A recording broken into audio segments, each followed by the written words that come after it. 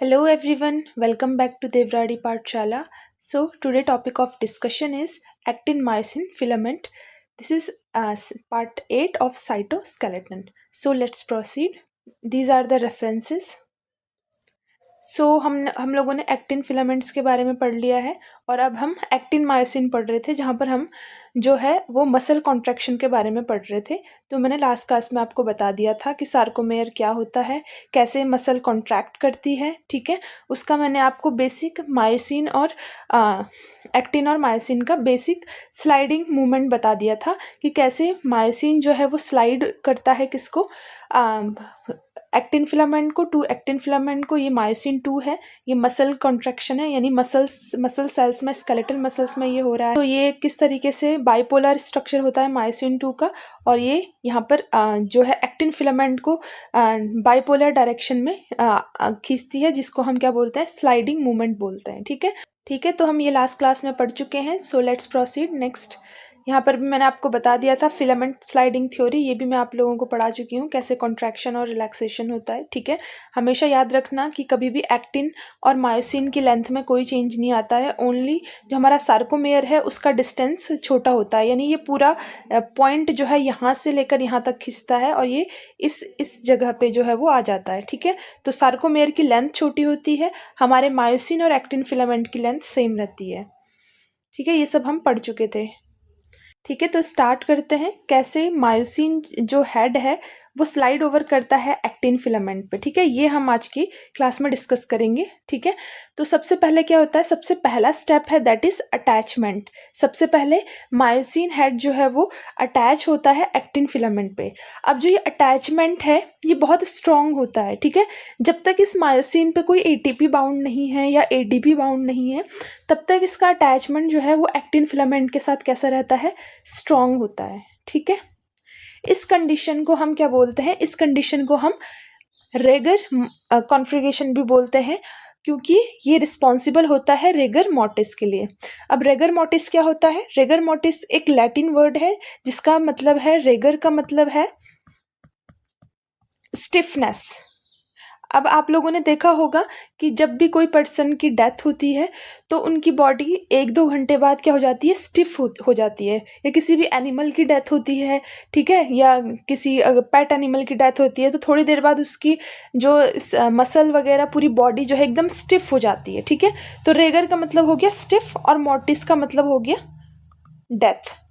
यानी डेथ के बाद जो वो स्टिफनेस है वो क्यों होती है, एक्चुअली में जब पर्सन या किसी भी पर्सन की डेथ होती है तो एटीपी जो है, एटीपी उसमें क्या हो जाता है, डिप्लीट हो जाता है। अब पर्सन डेड हो चुका है तो अब एटीपी बनेगा नहीं बनेगा, कोई भी उसमें ऑक्सीडेटिव प्रोसेस होगी नहीं, एटीपी फॉर्म नहीं होगा। एटीपी डिप्लीशन की वजह से कोई भी एटीपी जो है जब मायोसिन के हेड पे अटैच नहीं करेगा तो मायोसिन क्या होगा, आपके एक्टिन फिलामेंट के साथ टाइटली बाउंड होगा, जिससे कि एक स्टिफनेस आ जाती है और मसल जो है वो स्टिफ रहती हैं, ठीक है। So in an actively contracting muscles this state is very short live. अगर कोई इंसान लाइव है, जिंदा है और कॉन्ट्रैक्ट हो रहे हैं उसके मसल्स, तो वो ये रेगर मोर्टिस का वो है टाइम पीरियड है, ये बहुत शॉर्ट लिव होता है, and being rapidly terminated by binding an ATP molecule to the myosin. और ये तुरंत ही खत्म हो जाता है ये अटैचमेंट का पीरियड जैसे ही एटीपी आके मायोसिन हेड पे बाइंड करता है, ठीक है। तो आई होप आप लोगों को समझ में आया होगा कि जो जब भी मायोसिन हेड पे कोई एटीपी या एडीपी ना हो, उस टाइम पे जो मायोसिन हेड है वो टाइटली स्ट्रांगली अटैच होता है हमारे एक्टिन फिलामेंट से, और इसी कन्फिगरेशन को हम रेगर मोर्टिस बोलते हैं। ये आफ्टर डेथ जो है वो स्टिफनेस कॉज करता है, ठीक है। नेक्स्ट आपका आता है, next step is release. Release step में क्या होता है, एक एटीपी का मॉलिक्यूल आके इस मायोसिन हेड पे बाइंड कर जाता है। A molecule of ATP large craft back to the myosin head पे बाउंड करके और immediately cause the slight change in the conformation of the domain that make up actin binding site. तो अब जैसे ही ये एटीपी हमारे मायोसिन पे bind होता है तो मायोसिन का कॉन्फ़िगरेशन चेंज हो जाता है, जिससे कि मायोसिन जो है हमारा वो एक्टिन फिलामेंट से डिटैच हो जाता है, ठीक है। तो ये है रिलीज वाला स्टेप।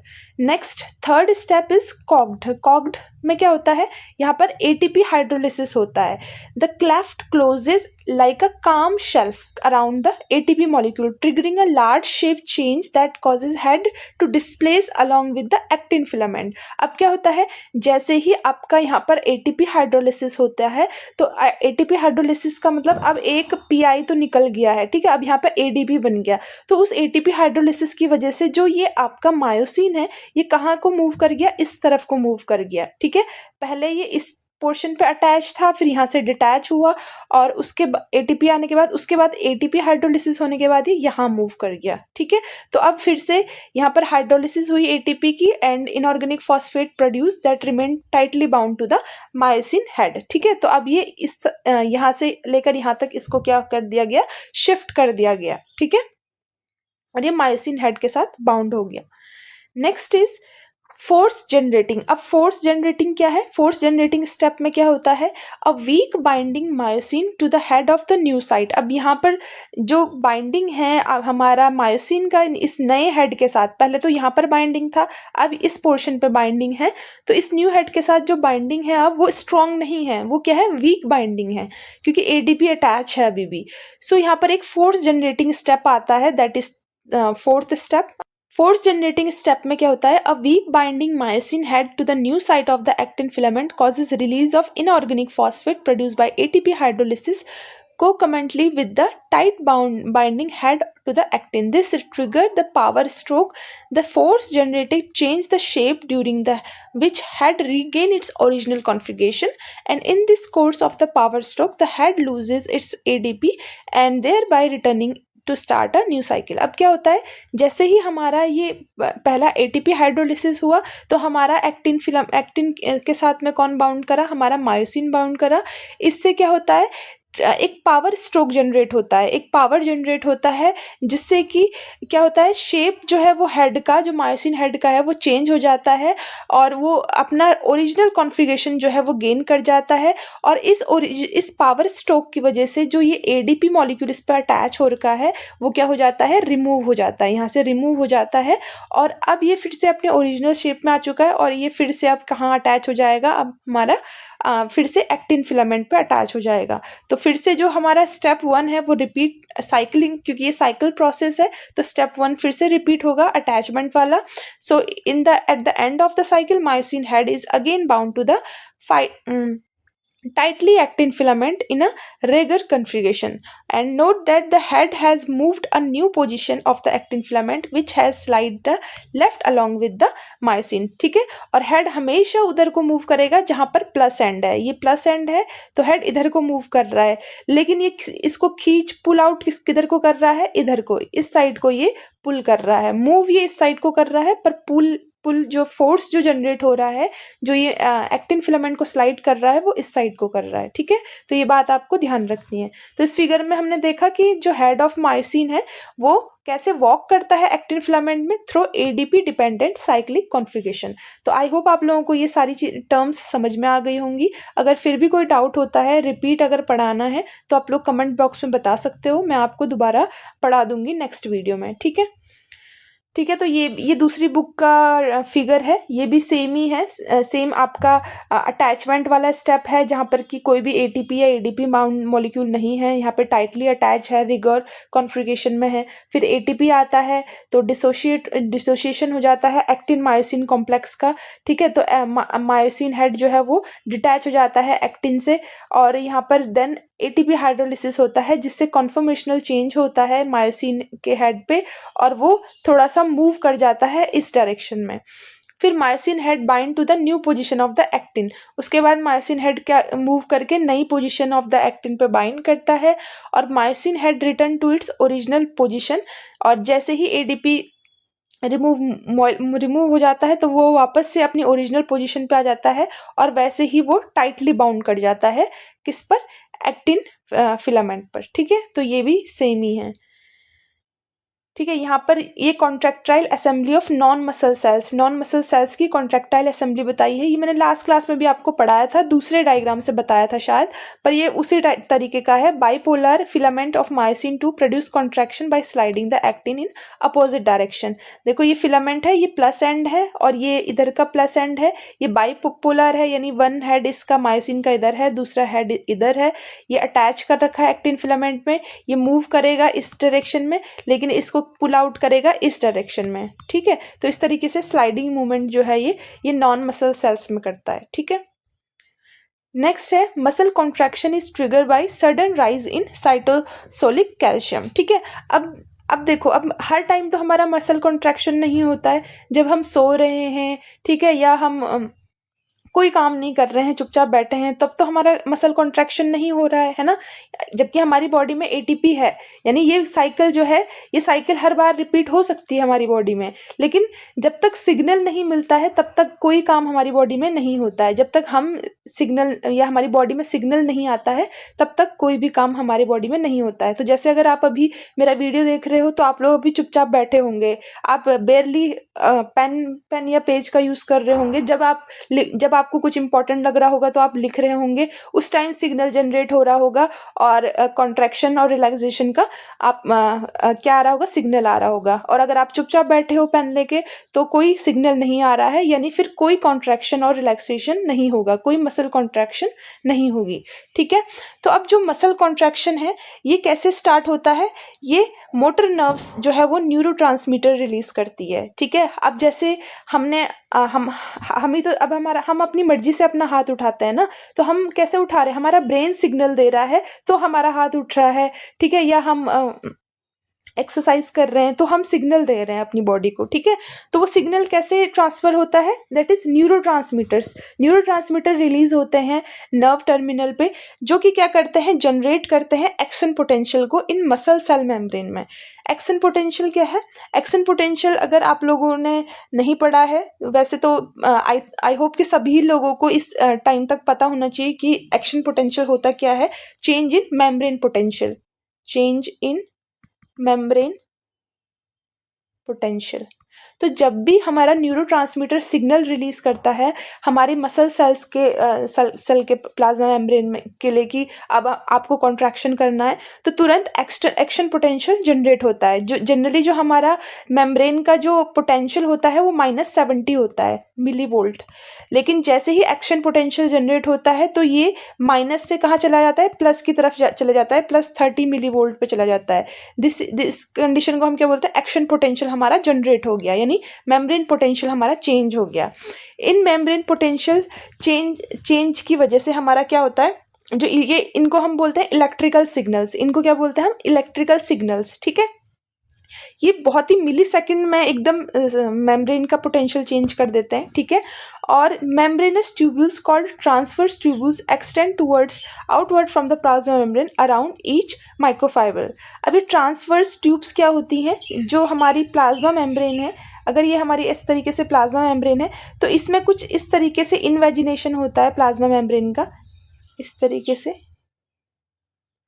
ठीक है, इसमें कुछ कंटेंट होता है। ये जो इन्वेजिनेशन ऑफ प्लाज्मा मेम्ब्रेन है उसी को हम क्या बोलते हैं, ट्यूब्यूल्स बोलते हैं, या ट्रांसफर टी ट्यूब्यूल्स बोलते हैं, या ट्रांसफर ट्यूब्यूल्स बोलते हैं। So the electrical signal is that rely on the sarcoplasmic reticulum. ये इलेक्ट्रिकल सिग्नल किस पे रिलाई करता है, एक तो ट्रांसवर्स ट्यूब्यूल्स पे रिलाई करता है, दूसरा हमारा सार्कोप्लाज्मिक रेटिकुलम पे करता है।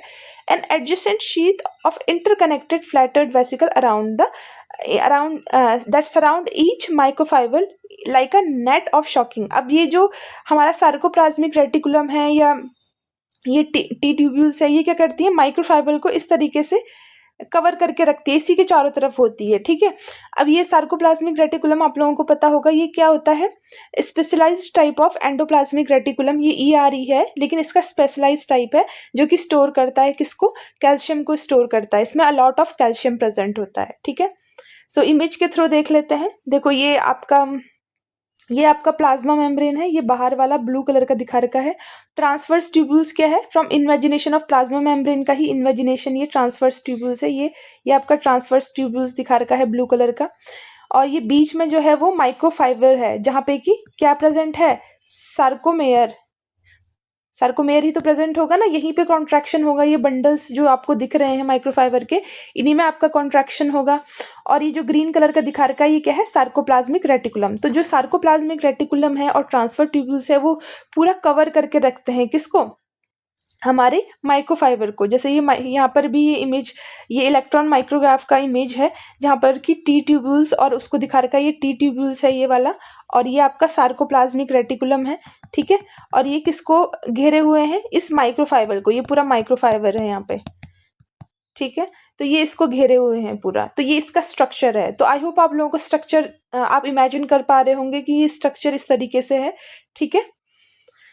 नेक्स्ट चलते हैं। अब जैसे ही सिग्नल आता है, जैसे ही अब सिग्नल आएगा तो sarcoplasmic reticulum is a specialised region of endoplasmic reticulum in a muscle cells, ठीक है। ये मसल सेल्स में ही स्पेशलाइज्ड रीजन होता है, जिसमें कि क्या होता है, high concentration of calcium present होता है।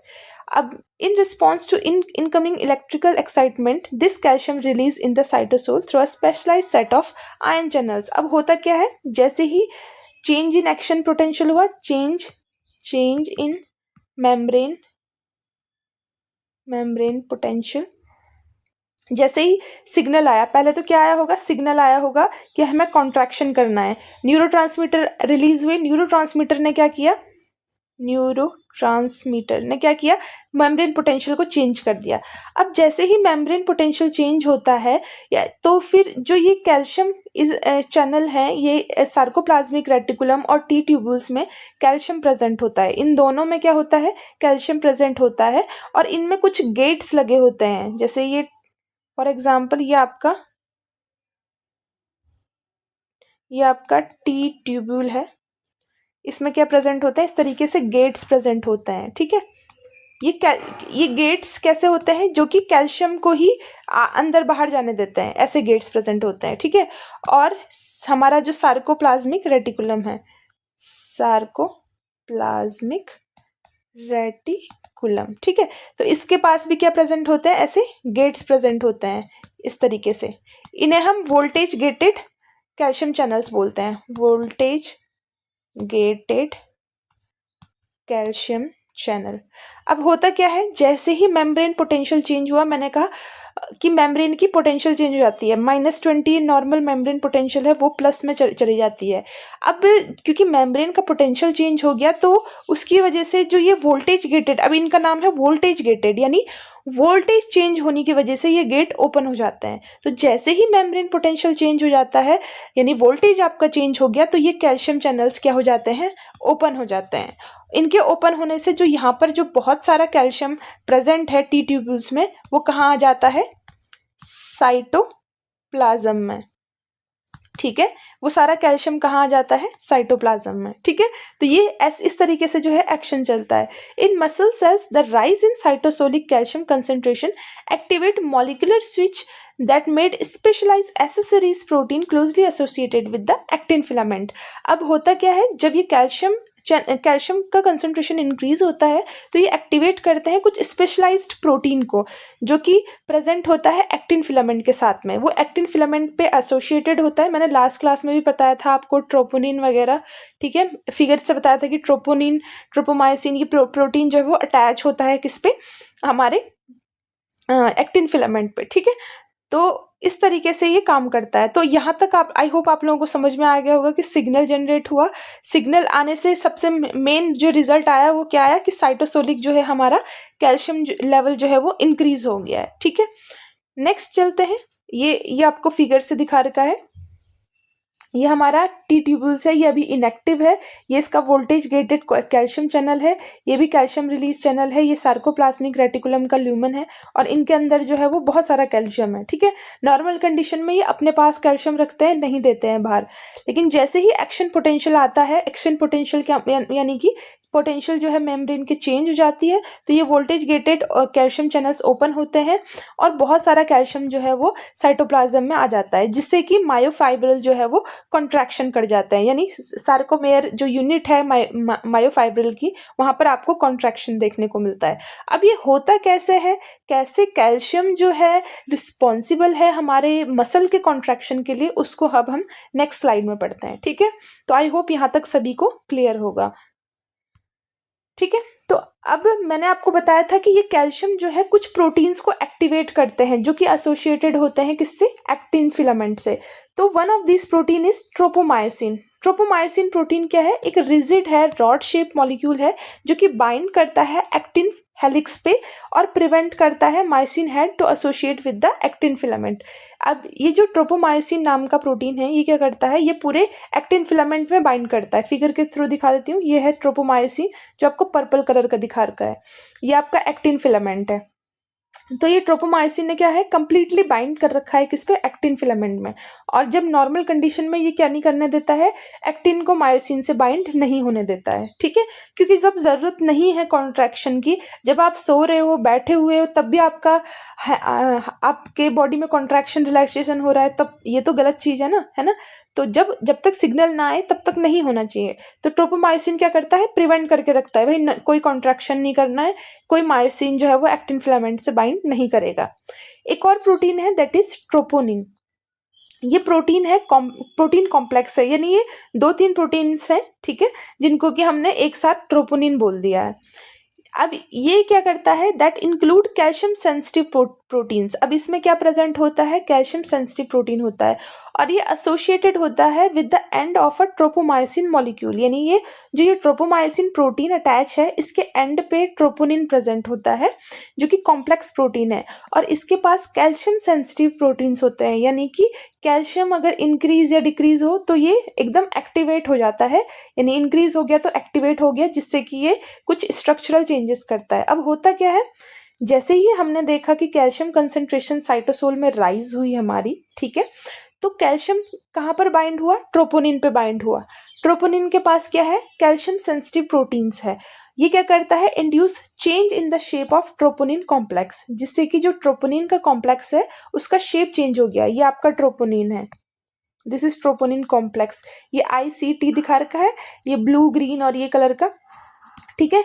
ये ट्रोपोमायोसिन के एंड्स पे अटैच होता है, ये ट्रोपोमायोसिन प्रोटीन है, इस पे ये ट्रोपोनिन जो है वो अटैच है।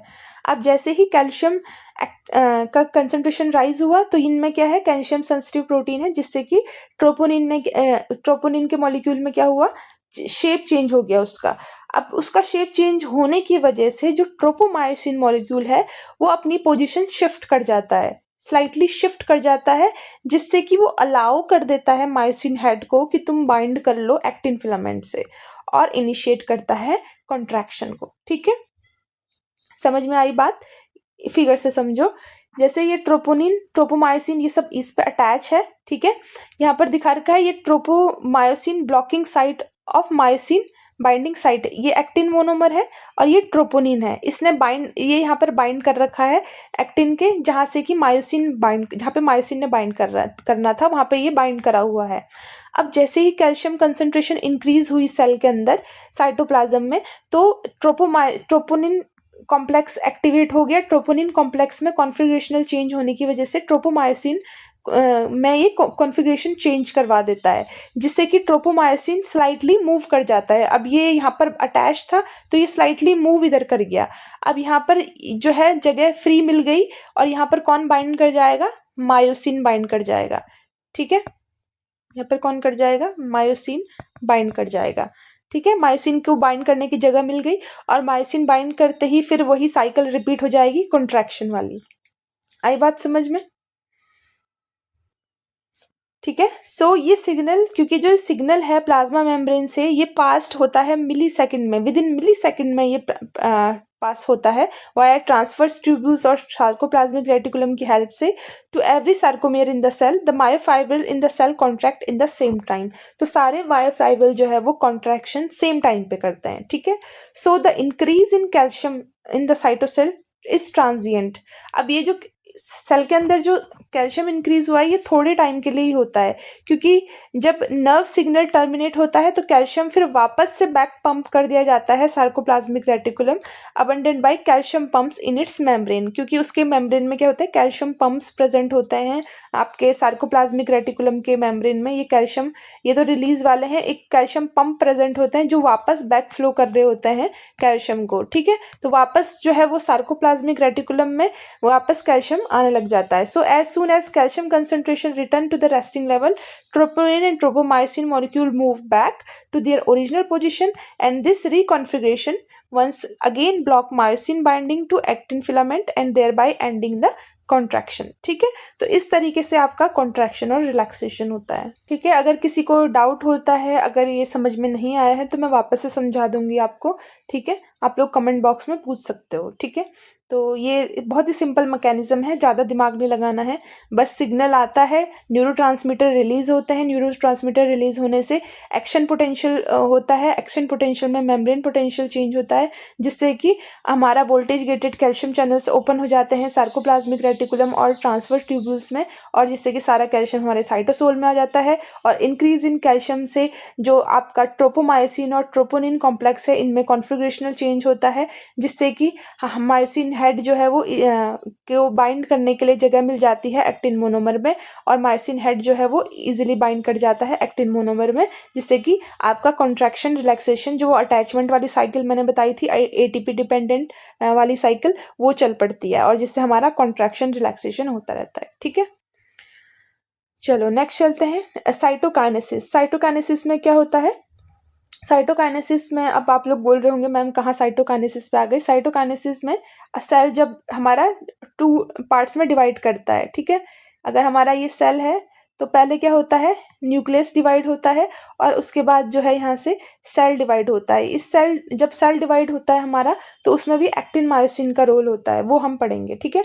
So the most dramatic example of actin myosin contraction in non muscle cells is cytokinesis. तो साइटोकाइनेसिस क्या है, एक्टिन मायोसिन कॉन्ट्रैक्शन है नॉन मसल सेल्स में, ठीक है। So towards the end of the mitosis yeast और animal cells, the contractile ring consisting of actin filament and myosin. अब हमें पता है जो ईस्ट और एनिमल सेल्स हैं, यहाँ पे जब सेल डिवाइड होता है, हमारी बॉडी में जो भी सेल डिवाइड होता है, वहाँ पर एक कॉन्ट्रैक्टाइल रिंग बनती है, ठीक है। हम लोगों ने पढ़ा होगा, अब हम सब पढ़ते हैं, हम बीएससी एमएससी में पढ़ते हैं, ये कॉन्ट्रैक्टाइल रिंग बनती है जिससे कि सेल को 2 पार्ट्स में डिवाइड किया जाता है। वो कॉन्ट्रैक्टाइल रिंग किससे बनी होती है, एक्टिन फिलामेंट और मायोसिन 2 के मॉलिक्यूल से बनी होती है।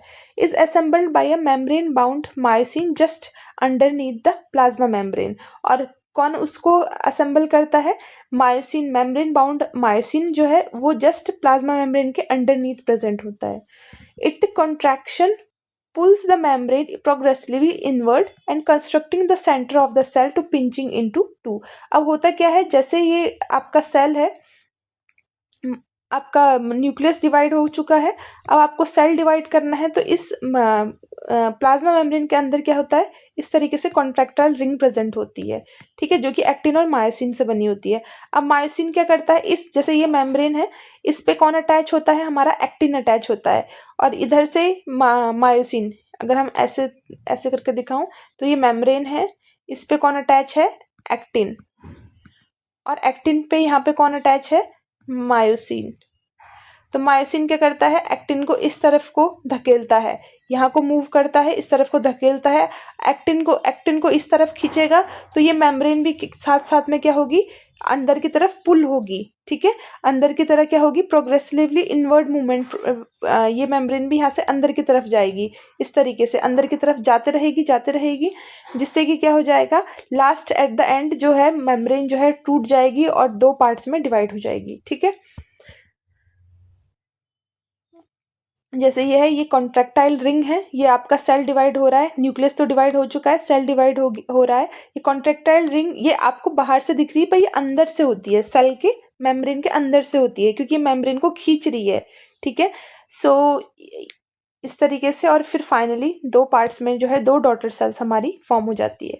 ये आपका फ्लोरोसेंस माइक्रोग्राफ है, जहाँ पे कि सेल अंडरगोइंग साइटोकाइनेसिस, यहाँ पे डीएनए को ब्लू कलर में दिखा रखा है, ट्यूबुलिन को ग्रीन कलर में, और हमारा जो एक्टिन है उसको ऑरेंज कलर में दिखा रखा है, ठीक है, ठीक है। अब नेक्स्ट और लास्ट टॉपिक बचता है, that is skeletal muscles is structured and by stabilising and scaffold protein. ठीक है, लास्ट टॉपिक है। ठीक है, इसके नेक्स्ट वीडियो में हम लोग क्वेश्चन पेपर करेंगे।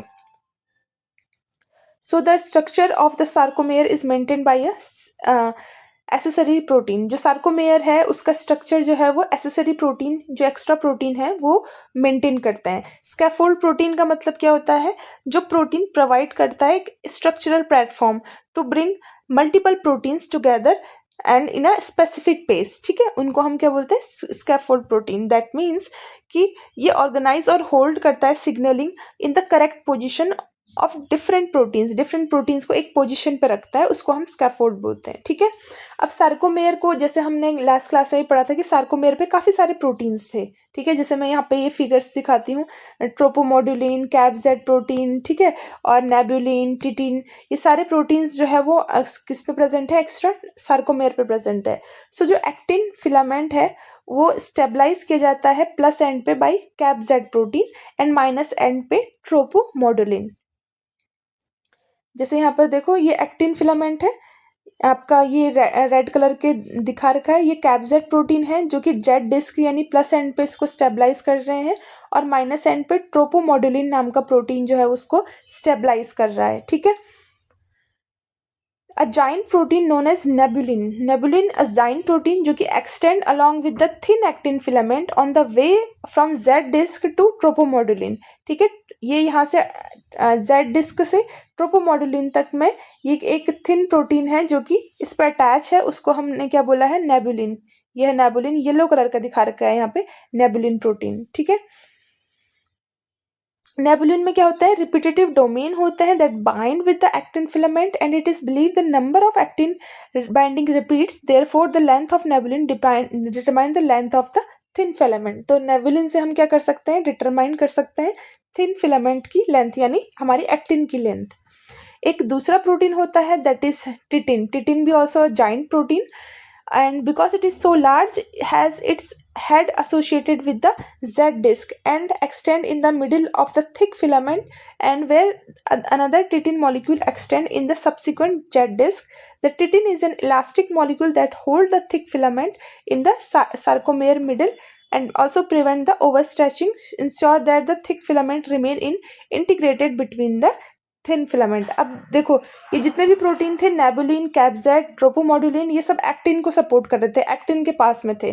सिर्फ टिटिन ही ऐसा प्रोटीन है जो कि किसको सपोर्ट करता है, हमारे मायोसिन को, थिक फिलामेंट को। तो ये यहाँ पर ये टिटिन है, टिटिन को ये लाइट कलर में दिखा रखा है, ये यहाँ से अटैच है और ये पूरे आपके मायोसिन को अटैच कर रखा है इसने, one end of Z disc to another end of Z disc. ठीक है,